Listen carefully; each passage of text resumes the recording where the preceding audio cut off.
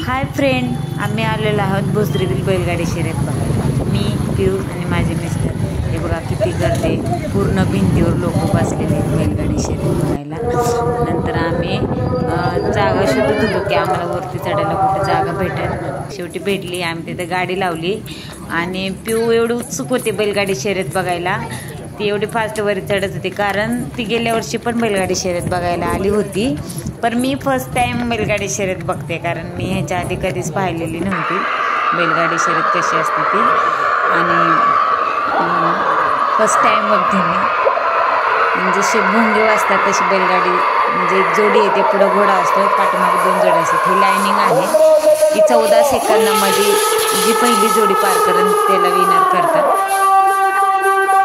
खूप छान. एक झाले की एक, म्हणजे हे फर्स्ट होते लगेच सेकंड. कारण ही बहुतेक सकाळी 8-9 वाजल्यापासून स्टार्ट होतात ते संध्याकाळी 6 वाजेपर्यंत. खूप लांबून लोक आलेले असतात हे बैलगाडी शर्यत बघायला. आणि पिऊ तर काय परत दुसरी जोडी येईल होती बैलगाडीची, मग पिऊ तेच बघत आम्ही थांबलो होतो. कधी बैलजोडी जर हे झालं तर परत कोणाच्या अंगावर येतात काय सांगता येत नाही. परत भोंगाचा स्पीकर झालेला आहे. आता बैलगाडी जोडी येतच आहे. खूप छान. सगळ्यांचा नाद म्हणजे बैलगाडी शर्यत एक नंबर.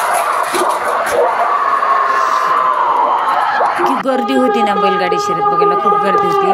आणि पिऊला अजून बैलगाडी बघायच्या होत्या बैलजोडी पळताना. परंतु आम्हाला जायचं होतं भोसरीमध्ये गौरीपूजनाचं सामान आणायला. परंतु पिऊ काही येतच नाही. पिऊ म्हणजे ते सामान एक बघू दे. त्याच्यानंतर आमच्या 1-2 जोड्या असं रनिंग झालेलं आम्ही पाहिलं होतं. एवढी खुश होती. तिला खूप आवडतं असं काय काय बघायला. आणि पप्पाने तिला काकाला घेतलं होतं कारण दिसत नव्हतं ना तिला, म्हणून. परत अजून एक जोडी येत आहे. नंतर आम्ही म्हणलो खूप उशीर होत आहे पिऊला, मला आपण नंतर येऊ संध्याकाळ बघायला. मग आम्ही निघालो मंडईमध्ये सामान आणायला गौरीपूजनाचं. कारण घरून आईचा फोन आलेला होता की बाळ रडते घरी लहान, तू लवकर ये म्हणून. मग आम्ही गाडी शोधत होतो. शेवटी आम्हाला गाडी भेटली. आम्ही निघालो भोसरीमध्ये सामान आणायला गौरीपूजनाचं.